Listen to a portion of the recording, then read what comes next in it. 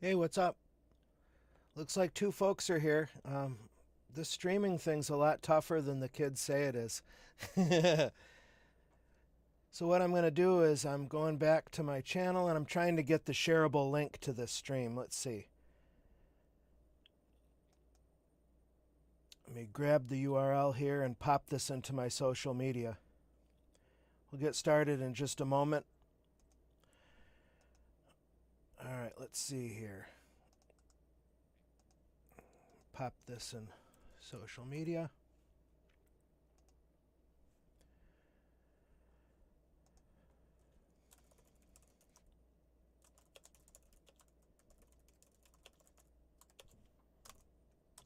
All right, I'm going to put that in Twitter. I'm going to go to LinkedIn. Put this in here. Oh, boy.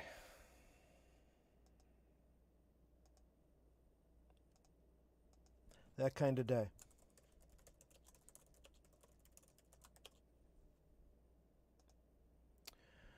All right. Well, thank you so much for coming. I hope you can hear me. I hope you can see this Microsoft Entra Quick Start slide. I've got the chat window over there on another monitor. If you want to say hi, please do so I know that you're there and that you can hear me. Appreciate you very much. This is hopefully just ironing out the kinks of what will be a really nice, mutually beneficial live stream experience. What I've had in my mind for a long time is a case where we can just come in on a regular basis and have the content that I present be completely, really, as completely as possible, engineered by you. So in the chat, Steve, Nasco, Srikant, thank you very much for your comments. I appreciate to know that you're there. Yeah, as I was saying, anything you want sessions on, go for it. I have some subjects to get us started, this being the first.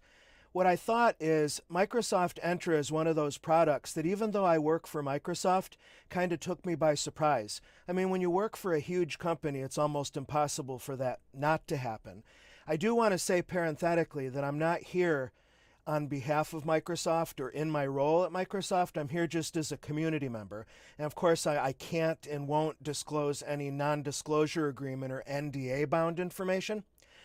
But I realized that having been outside of Microsoft for a long time and rolling with how quickly the Azure platform changes and some of the pain points that can come from that it happens even within Microsoft, which hopefully makes you feel a little bit better and more encouraged. So anyway, let me dump out of slides here. I wanted to do this entirely in demo. Loud and clear. Good, Steve. Thank you very much. Let me bring up the portal. Okay, here's the situation. You might or might not have seen some stuff, marketing information on Azure.com, social media posts, certainly in the portal. If you go, for instance, here, if you can see the screen here, I'm signed into the Azure Portal, and I've gone to Azure Active Directory, and we see right here on the overview page, Microsoft Entra has a simpler integrated experience for managing all of your identity and access management needs. Try the new portal.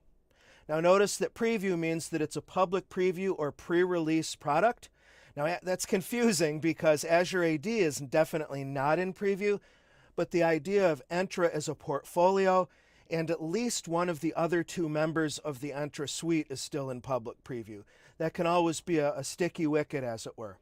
Now, another point of confusion, business issue that I want to address with you is the fact that there are so many different administration portals for the different Microsoft Cloud products. I'm most comfortable here in portal.azure.com, the traditional Azure portal. And if I need to do something with identity and access, we have Azure Active Directory right here. But what about the dedicated Azure Active Directory Admin Center? This is aad.portal.azure.com. Looks a lot like the traditional Azure portal. It's just more streamlined to show you only Azure Active Directory stuff. But this one has an issue in as much as there's a lot more to Azure Identity and Access than Azure AD itself. What about stuff like Azure MFA or multi-factor authentication? What about Azure AD Conditional Access or Identity Protection? What about Privileged Identity Management and Entitlement Management? So honestly, I would recommend against using this portal unless you really enjoy it. What if you're licensed for Microsoft 365 and you're using Microsoft 365? Hi, Zayed. Thanks for being here. Alan, thank you for being here very much. Yeah, if you're licensed for both Azure and Microsoft 365, you're probably familiar with what used to be called what was it called? The Microsoft Office Admin Center, or Office 365 Admin Center. That's what it was.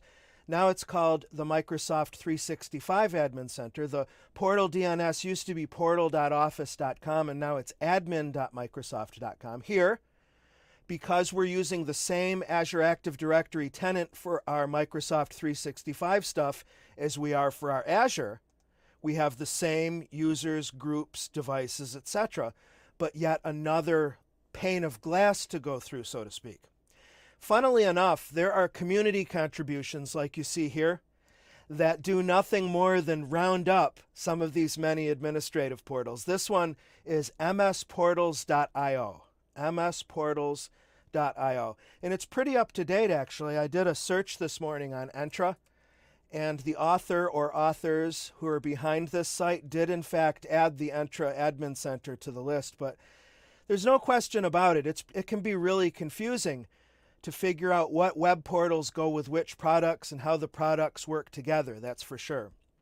So working our way across here, we finally have this question of what is Entra specifically. Well, number one, it has its own portal. And if you're wondering about the road forward portal-wise, what I'm going to do is for Azure AD, eventually I would imagine I'm going to be in Entra, but honestly, what I've found thus far is, what are we, September 15th as of this live stream event.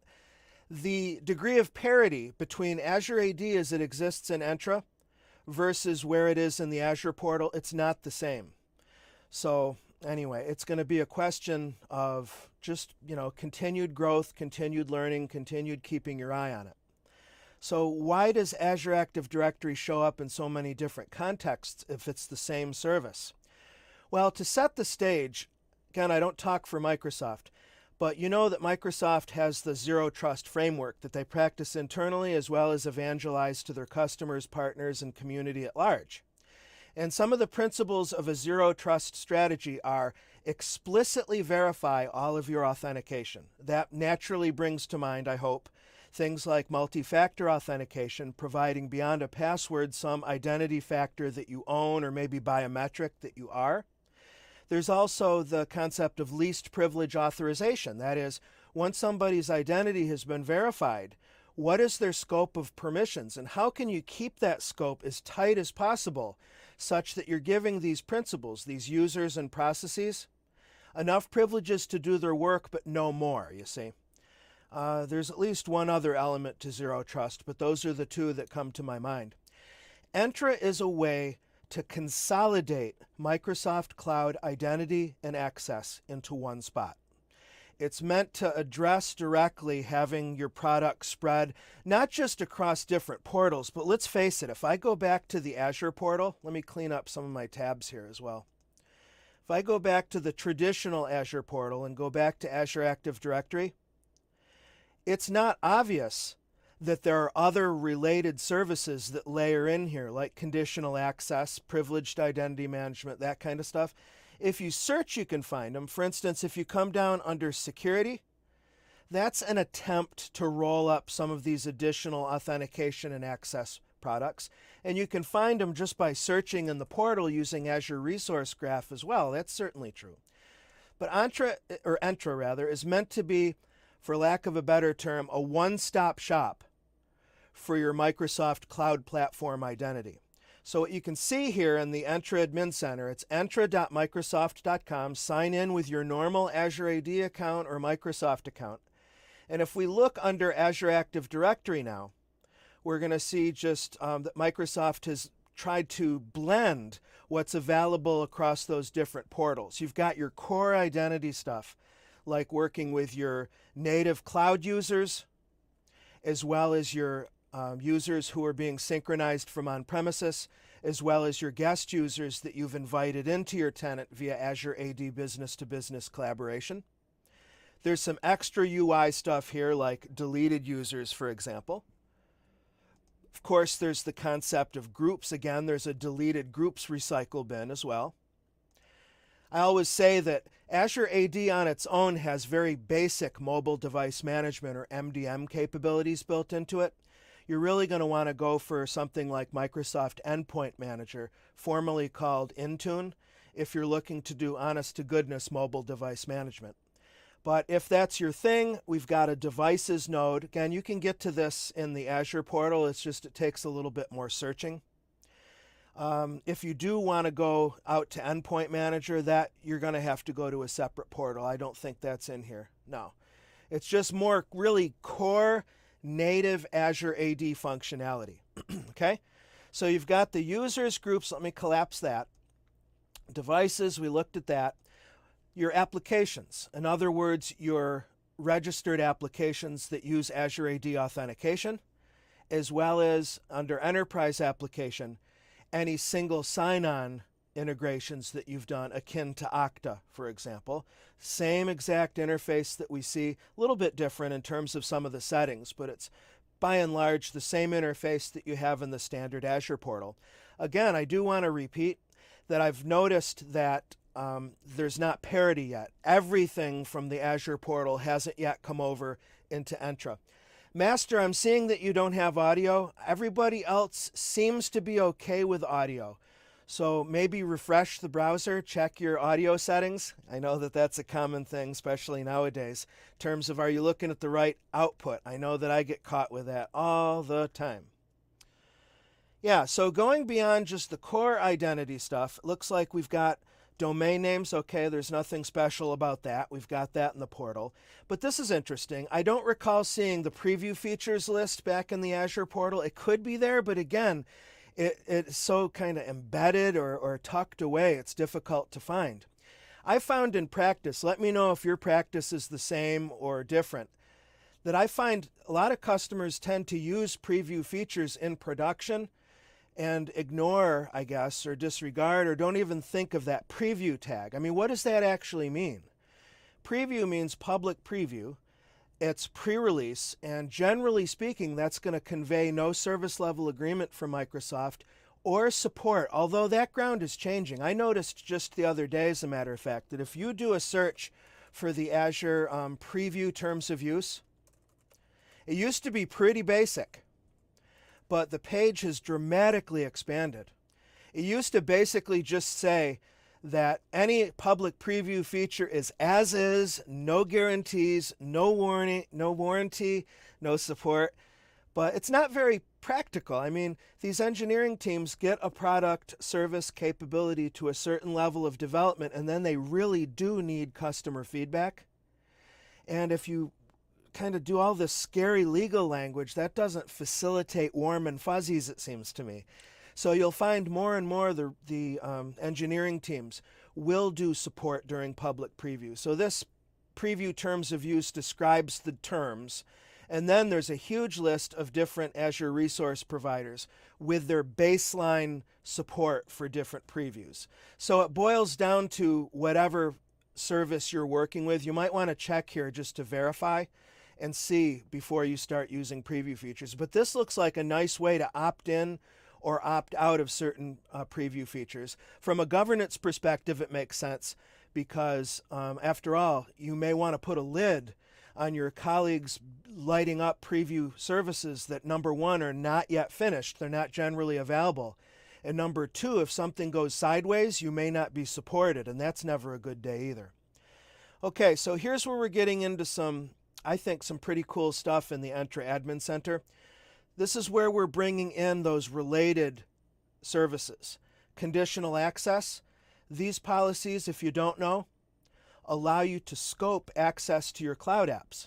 And this could include your homegrown Azure AD apps. It could include Azure DevOps or Office 365, any of your SSO integrations. And the idea here is that you want only the right people to sign in to the right apps under the right circumstances.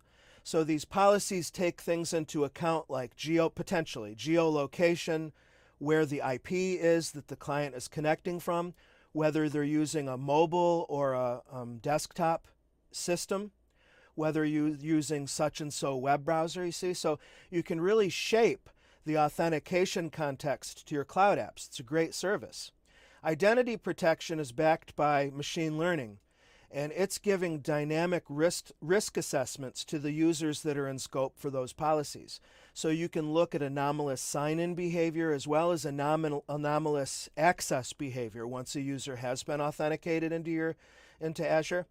And then you can use these policies to either deny access if their risk exceeds a certain threshold, or you can allow the users to continue their access, but you'll put a gate down, like for instance forcing a multi-factor authentication challenge, you see.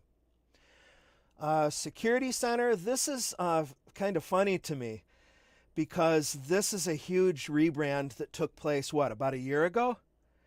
What used to be called Azure Security Center or Security Center has now been rebranded as Defender for Cloud, but for some reason it's still showing up here. That's got to be a bug, the fact that it still says Security Center, because what we're talking about is Defender for Cloud, which is a recommendation engine for improving your security posture in your hybrid cloud, multi-cloud environment. What else do we have in here? You've got your self-service password reset controls. You have custom attributes. This is interesting. I don't recall seeing this blade back in the Azure portal. You know how you can extend the schema of local Active Directory? This is the cloud analog to that, being able to extend and modify the attribute set for users in Azure. Now, going further, let's take a look under Identity Governance. So you've got Azure AD Entitlement Management. What's that all about? This is pretty cool. What entitlement management supports is, again, making sure that the right people have the right access for the right time period.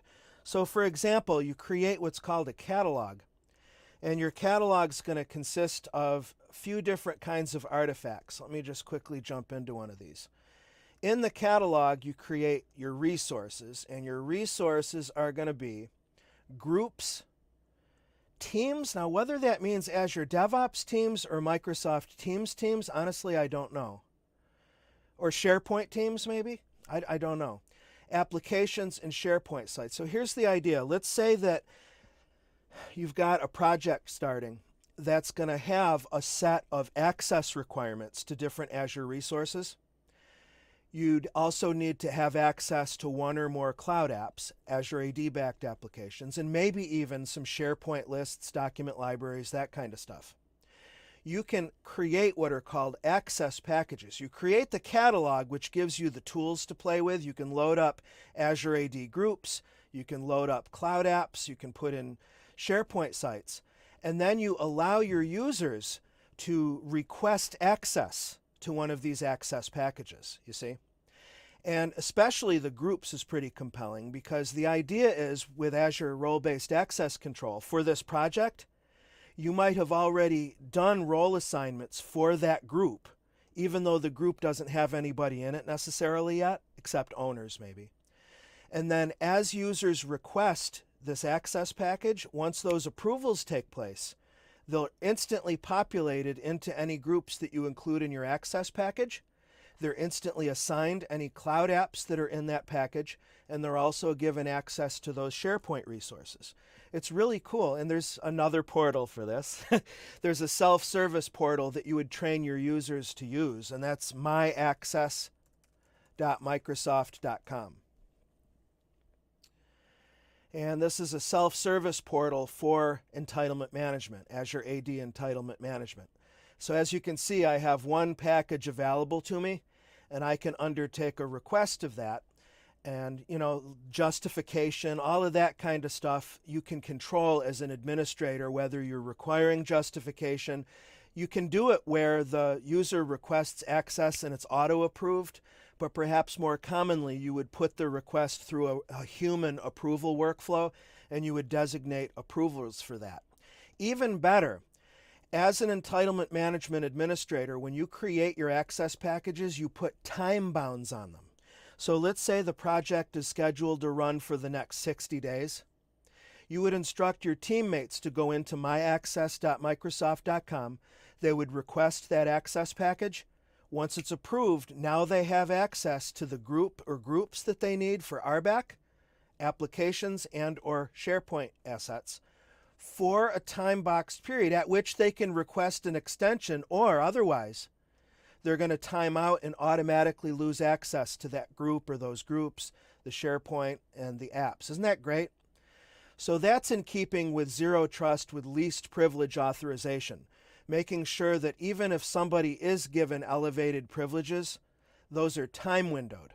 Okay? Another aspect that you see in entitlement management and privileged identity management is the access review, which again is a practice. It reminds me of DevOps in a way, because it's a paradigm shift for your cloud team to get into the habit and cycle of regularly reviewing access. So these access reviews allow managers to look at membership and access packages that their reports are using and decide whether or not they should continue to do so. The access reviews also can do self-reporting, where you assign people to look at their own assignments, their own role assignments, their own access packages, and be a good steward and decide, well, I'm no longer with this team anymore. I don't need that role membership, that kind of deal. So those are some principles that have been around in Azure for a while, but notice that they're baked much more visibly into the Entra portal. Now, is there any additional purchase required, you might be wondering, to use any of this stuff? It depends. It depends on whether you're using premium licenses or not. A lot of this stuff you see, like identity protection, conditional access, PIM, is going to require P1 or in all likelihood P2.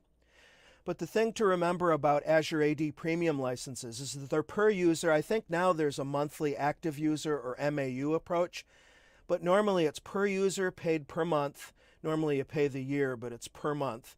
And the only users who need those P1 or P2 licenses are the ones that are actually consuming those premium services. You don't have to just out of hand, if you've got 1,000 users, all 1,000 need premium licenses. So, by the way, any questions, comments, concerns, curiosities, please let me know, would you, in the chat, in the live chat. I've got one eye on my demo, one eye on the chat, kind of wall-eyed in that regard. So privileged identity management, this could be another session or sessions unto itself. There's not only the access review stuff baked into there, but there's also just-in-time activation here, to where somebody can be given eligibility. Maybe you're running at a baseline level of permissions, and now you need to be able to create a VM, let's say. You can be assigned eligibility for a higher privileged role assignment. And again, the idea is you can go through an approval workflow and be given time-bound elevated access, after which you lose the privileged access, you go back to your baseline. Again, this is definitely a paradigm shift I've found for most cloud teams. And you can do this both for your Azure AD RBAC roles as well as your Azure resource roles. There's a lot to this. PIM is a pretty great tool. Now, what's potentially confusing in the name of overlap or feature overlap is this privileged access groups, because again, it's been in preview for a long time. I don't know what the actual development status of this is right now. But this is similar to the just-in-time role activation, but it would be you're applying or filing a request to belong to a particular group that has been given that elevated access. And I think you see, given what we looked at with Azure AD entitlement management, that there is some overlap. There's no question about it. Now, entitlement management goes beyond just groups, but also includes those other assets. This would be just for an Azure AD group membership. Go through an approval, time-windowed membership in the group, and then you're done, kind of deal. Okay. Enough of that. Let me come up here and close out of Azure Active Directory, and let's take a gander. Let's take a look at the other two members of the Entra suite. All right. Azure AD, this is Azure AD's new home. I don't think Microsoft's going to pull it from the Azure Portal or the Microsoft 365 Portal or the AAD Portal, but this is supposed to be the future canonical home of Azure AD. One of the things that inspired me to do this session is to let you know that. In addition to Azure AD, you can see there's lots of space on this bar, so we can reasonably expect to see additional identity and access products coming online and eventually filling out this menu more. It's pretty bare at this point. What is permissions management, or Azure AD permissions management? Well, what it is, it's an acquisition, a company called CloudKnox, Cloud K-N-O-X. Microsoft bought them in 2021, specifically for their SaaS product, CloudKnox Permissions Management. This has some overlap with privileged identity management. It's got, the activations, the role activations and that, but I think it does it better, honestly, in many ways than privileged identity management. The main thing that you're doing here with permissions management, it's actually two things. One is that you get much deeper and richer insight into what CloudKnox and Microsoft call the permissions gap. With privileged identity management, yes, you can have somebody be a contributor for an hour at a time, but how many of those contributor permissions is the user actually using? You see what I mean?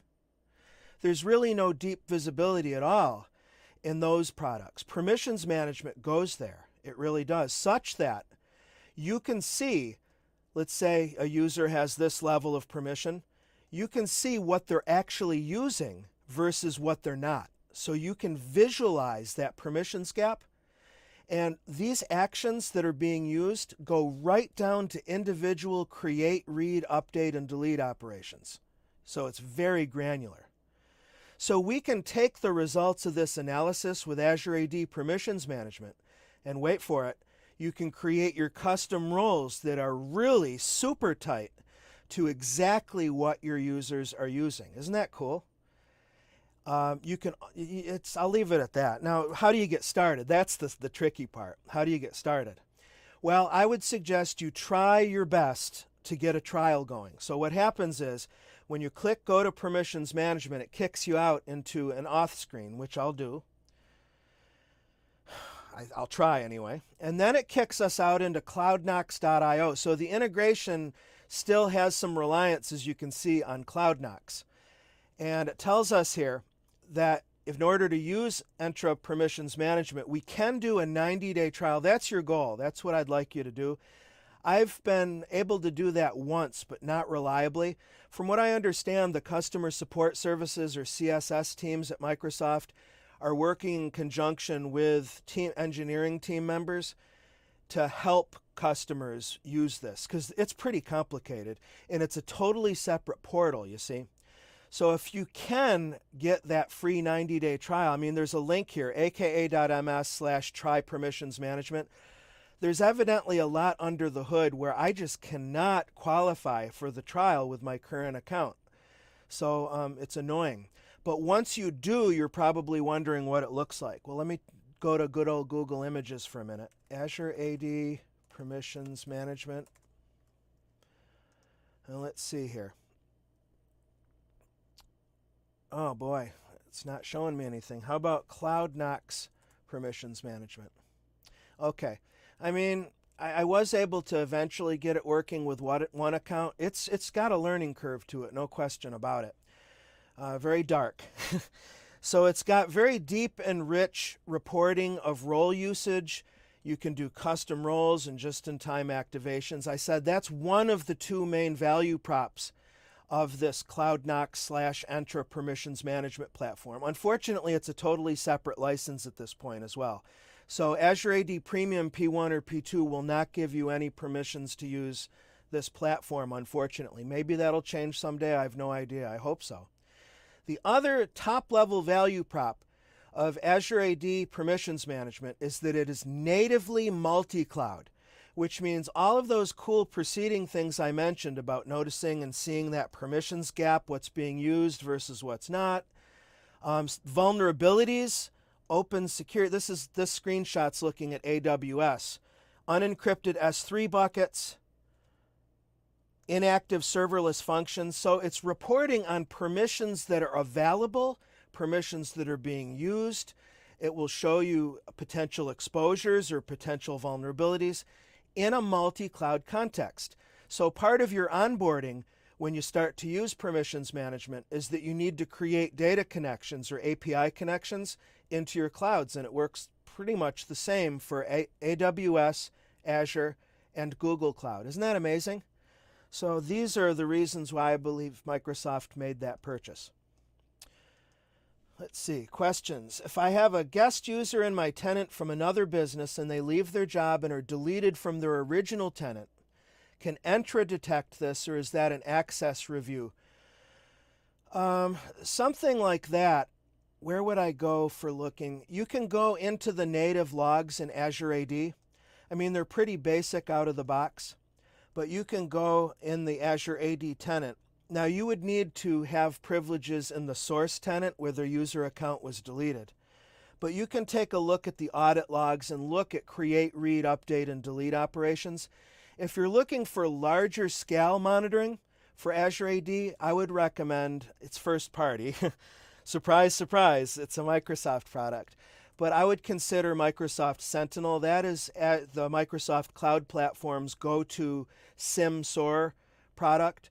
And what you can do with Sentinel, when you deploy your Sentinel, you put it in what's called a log analytics workspace. And log analytics is a massively scalable log ingestion engine. And then you can use the data collectors that are available when you use Sentinel. And these are available for all the clouds, including Azure AD.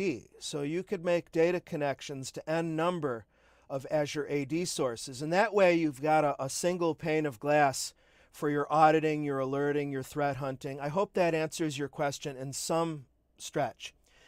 Now, Hadi mentions, with Microsoft going to security as a standalone sales motion, it makes sense that they've acquired CloudKnox.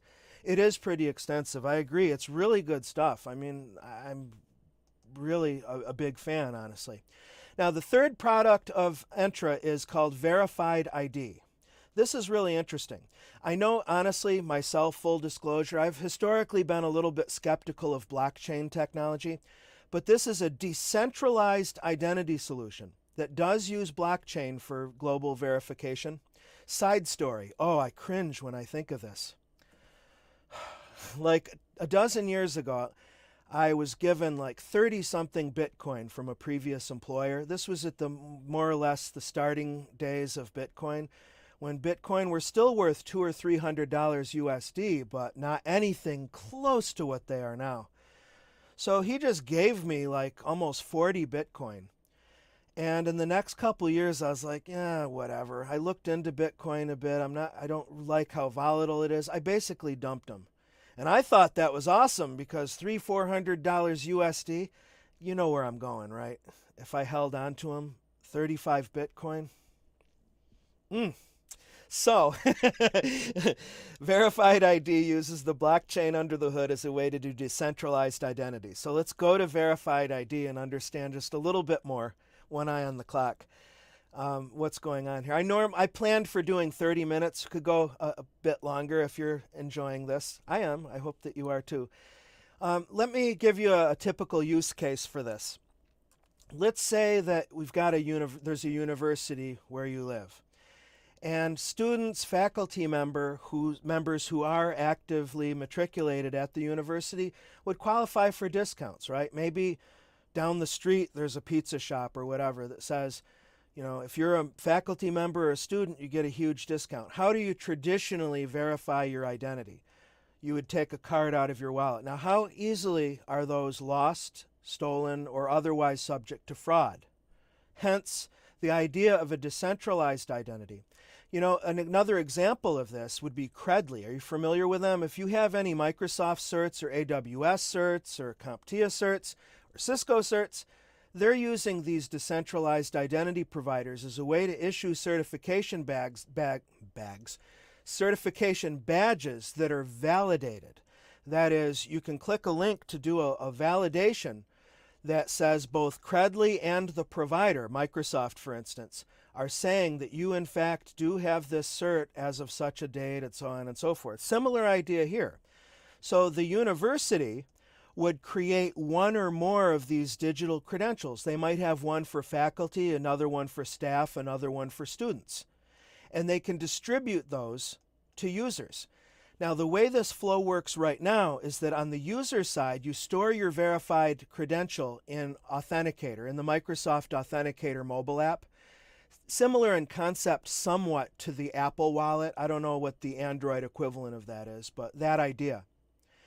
And that way, when the student or the faculty or staff member, for example, needs to validate that they are part of this university, the shop owner, they have to be bought into this too, unfortunately. So there's more to this than just whipping out an ID card and showing it to somebody physically. They would have to know how to request verification. And I'm trying to think of how that's done. Just API calls of some kind. But the user would have to approve that request for validation in their Authenticator app, and they would hit approve, and then a handshake would take place. And that's kind of the top level view that we're talking about. Now, again, this is a paradigm shift, and it's forward facing and forward motion because it's going to involve work and buy-in here. You've got the organizations who are creating the verified IDs. You're having the organizations who are going to verify the digital IDs. And then you have your end users. This could just as well be a corporate business that has employee ID cards in a digital form that they give. And then the consumer would have those on their mobile device, you see. So there's this notion with verified ID of putting control over your identity squarely in your hands. Not only can you control whether a verification takes place, because as I said, you would get a request for verification that you would have to approve before it completed. You also have control over the claims or the metadata that you're sharing in the digital ID. I think it's a really compelling product. It seems to work pretty well. There's actually a really cool demo site. Let me see if I can find it for you. Azure AD Verified ID demo site. Oh, I hope I can find it. Let's see. Nuts. Let me try one more link. Let me go to the Verified ID doc page. Sample scenario. Oh, man. Well, I guess what I'll do, and I'll do my best not to forget, is to look it up and post it on my Twitter. But there's an excellent Microsoft-owned sample proof of concept of Verified ID. And there's a fictional bank. There's a fictional university. And it actually allows you to really obtain a verified ID credential that shows up in your Authenticator app. And then you can test the verification workflow as well. So it's one of the most practical and useful demos I've ever used. It's great. I'm just having a hard time figuring out what the URL is. If any of you are able to find it, please pop it in the chat. But anyway, maybe it would be Azure AD Verified Credentials. Maybe you could look at it. Although that's what it used to be called, Azure AD Verifiable Credentials. Now it's called Entra Verified ID. So let me say Woodgrove, because the fictional bank is called Woodgrove.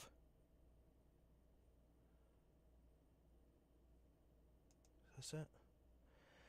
I think this GitHub repo is just some of the code, sample code. Yeah. Ah, nuts. Well, okay. Questions, comments, concerns, curiosities, anything else? Let's go back here to the Entra portal. And that's really it, like I said. So in summary, Entra is meant to be the future home base of Azure AD. It provides you, supposedly, and I agree really, a more straightforward UI to get not only to the native identity tools, but also some of the other services as well, entitlement management, conditional access, etc. Separate product altogether that requires separate licensing. That's Azure AD Permissions Management for least privilege access and monitoring. And then Verified ID. I don't know what the pricing is on this, to be honest with you. That would be worth looking into the docs about. Whether it's going to be part of the Azure AD Premium license. I don't know if Microsoft's decided that, to be totally honest. But that would certainly be something to take a look at. Anything else? No? Okay. Well, thank you again for being here. I appreciate you so much. And we could plan on every Thursday, maybe even more than once a week. But Thursday, based on my polling, seems to be a pretty good time slot, especially in the afternoon. I'm in the central time zone myself. I'm in Nashville, Tennessee in the U.S. So there you have it. I look forward to seeing you around, and stay